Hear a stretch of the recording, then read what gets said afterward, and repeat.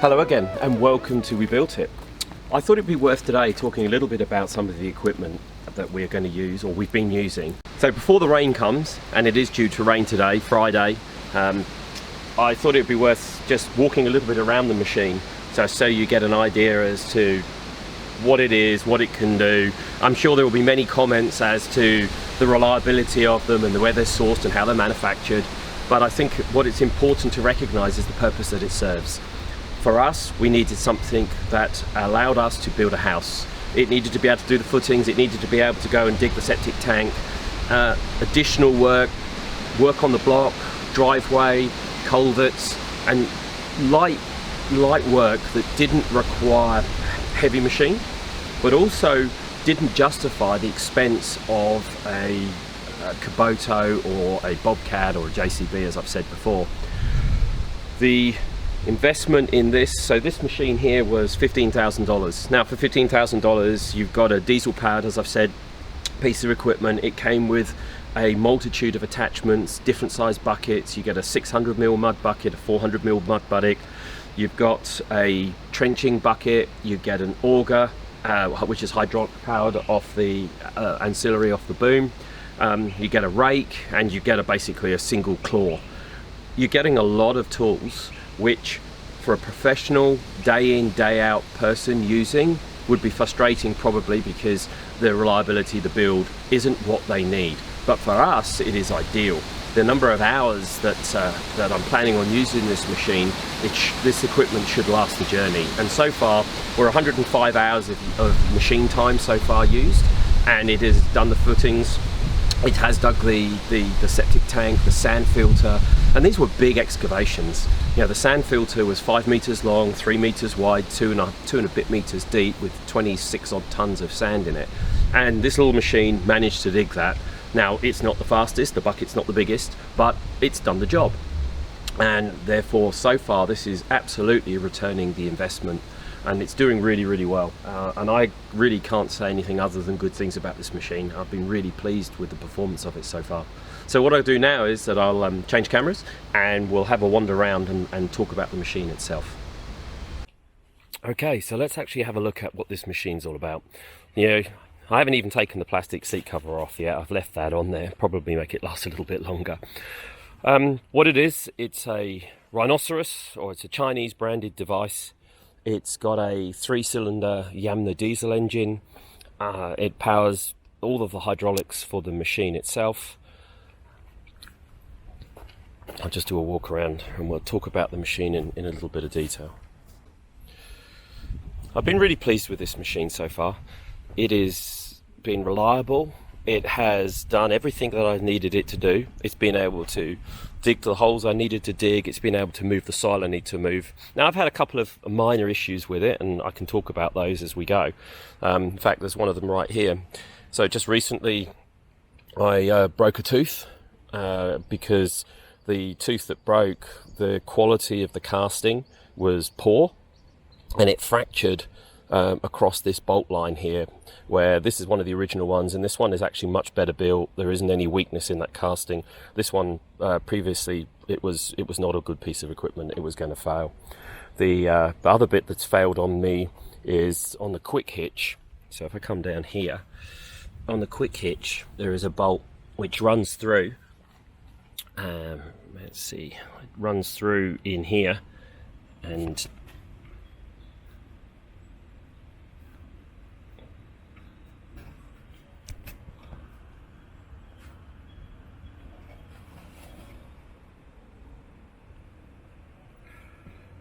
so the bolt runs through just down inside there.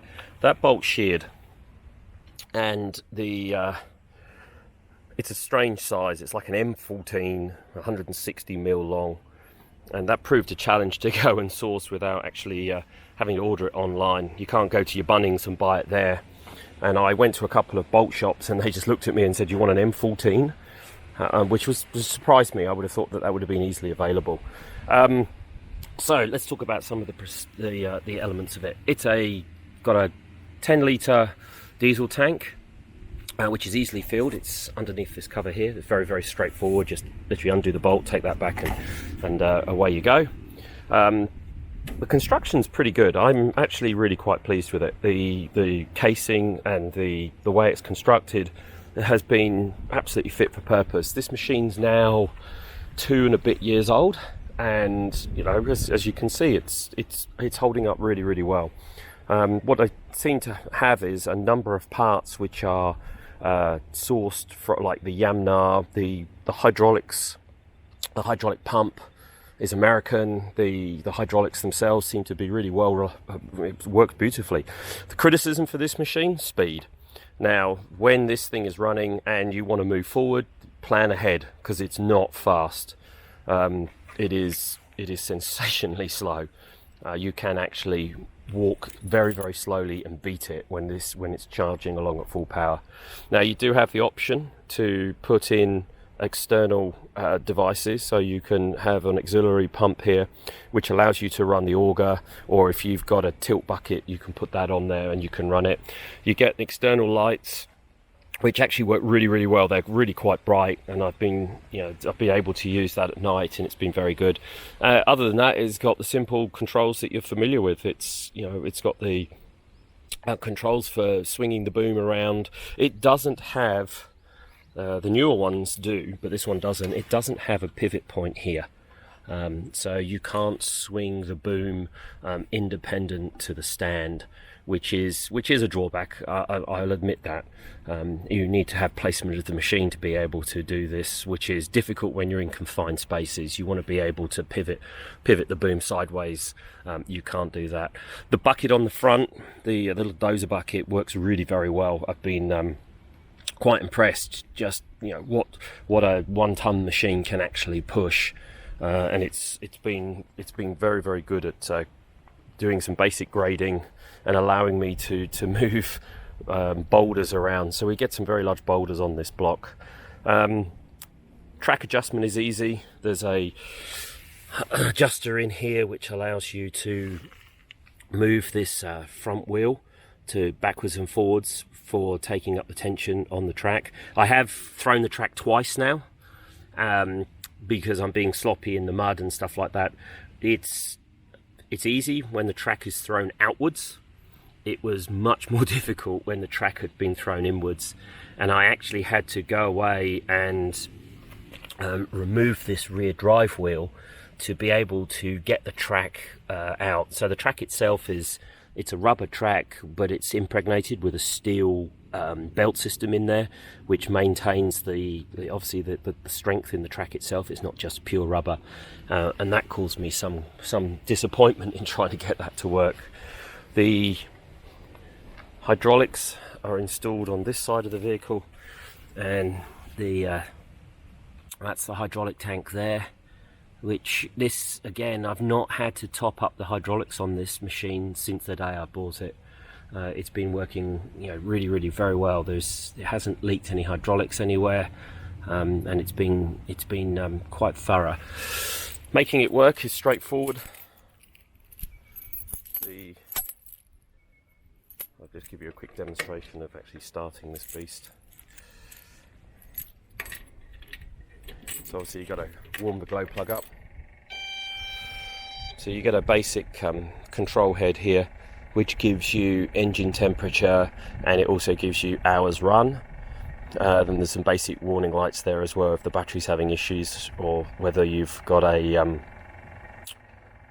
hydraulic temperature's getting too hot. Okay, so that has warmed up the glow plug, so hopefully now it will start. It runs quiet. It's not actually very noisy.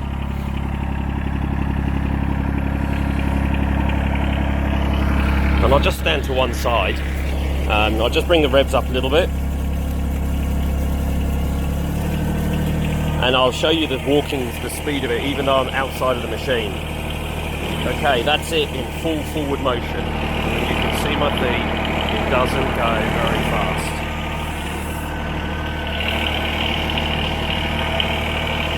And I'll just climb on board. Movement and control it's absolutely, you can drive it as slowly as you want in the tilt or in the turn, or you can speed it up. It allows you a lot of movement. The arm, the speed of the arm is, you know, you get good control.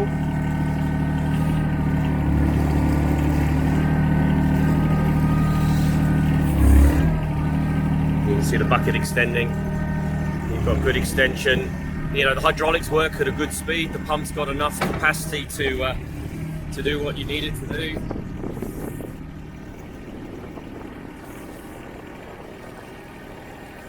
And you get full range of motion.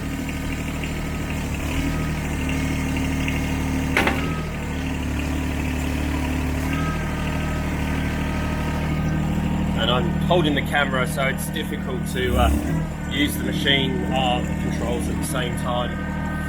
But you know, you can use multi-functions at the same time. There's no weakness on the pump to be able to give you the movement and range that you need.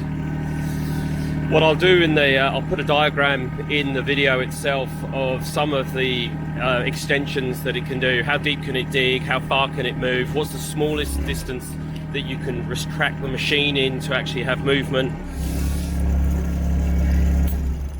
And I'll put that in the actual feed itself, so you can see the various the areas of, you know, bits of interest. If I want to be able to move it around, fit it through doorways.